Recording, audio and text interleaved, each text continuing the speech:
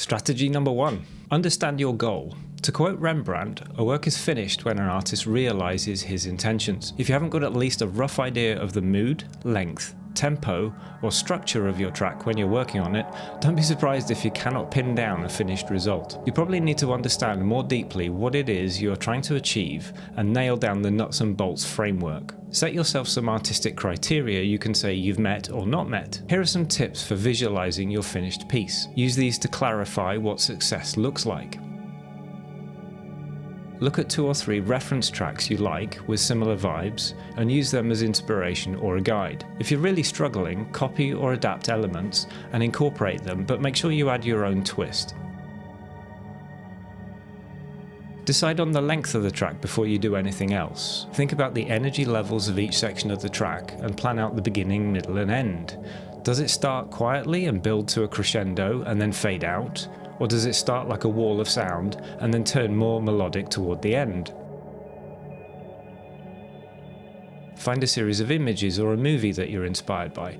Let those be the guide for the narrative of your musical piece. Shape the track to complement the visual artwork. Think in terms of mood, tempo, dynamic contrasts, and the timbre of the sound. The advantage of this approach is that if you use your own images or video footage as inspiration, these can even become part of the packaging or supporting material for a single or album release. If you're really drawing a blank, come up with a working title for your project to set the scene. Google for random code name generators and let them inspire you to pick a vibe for the track. Following these steps and setting goals for the piece means that you'll have plenty of things pointing the right direction for you when you make every artistic decision. All done? When you meet the goals you've set, the track is complete. Easy, right? Well, here's the catch, and I know what some of you are going to discover when you try this. So I followed this advice and I finished that piece I was working on, but I hate it. I know I can do much better. The reason why I didn't finish it in the first place was because it wasn't sounding the way I wanted, so now I have to go back and change a bunch of stuff to make it better. Put a pin in that thought, we'll address it in the next strategy. Step number 72 to increase your output of music is to like the video. Strategy number 2.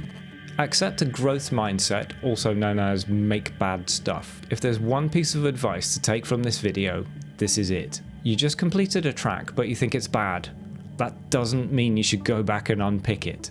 Move on to the next one. Unfortunately, it's time to accept that being unable to finish tracks is nothing more than a normal part of improving. Embrace that process of learning and try to worry less about individual pieces. Try to become less precious. With practice, you will improve and you'll make better stuff. For myself, I went from spending days, sometimes weeks, tinkering with individual pieces of music. Now I frequently record full tracks in a few hours. That change came about purely from a shift in mindset. My focus now is on improving or exploring something each time I write a new piece of music, rather than striving to get perfection on any one track. Trying to keep these points in mind really helps me, and I hope it might help you too. Completing tracks gives you practice on every stage of the music making process, so the more you finish pieces, the better you get at finishing pieces. A perfect melody is no use if you won't release the tune because you're not happy with a mix, for example. By making more and more pieces, you will find ways of working which help you speed up your process and perhaps find your own signature sound more quickly. Here's a free tip. Call this one 2.5. Don't compare yourself to other artists, be yourself. Sure, get some inspiration from your favourite artists and try to emulate their workflow if you see something they do which looks interesting. You can even try making cover versions of some of their tunes for fun or as an exercise. However, comparing yourself to others or trying to copy another artist's style is most likely to result in your music coming across as a good imitation of insert artist here. It won't help you to find your own unique sound, and let's face it, your end goal should always be to sound like yourself. Okay, let's speed this thing up a bit. Strategy 3. Embrace imperfections. Imperfections can add character and make a track sound genuine and unique. A perfectly mixed, ultra-precise production can sound amazing, or it can sound sterile and soulless. Maybe you don't need every note to be fully quantized. Nature's full of imperfections. Decide how much precision you really need for your final piece, and consider letting some of the minor slip-ups go through to the final result. They may even add to the character of the finished piece. Strategy 4. Set limits on your project. You'll be surprised at how much it can help you to have fewer options, not more options. Here's a list of restrictions to impose. Limit the number of channels in your session. Limit yourself to set pieces of gear or particular software synthesizers. Work only with a predetermined selection of samples.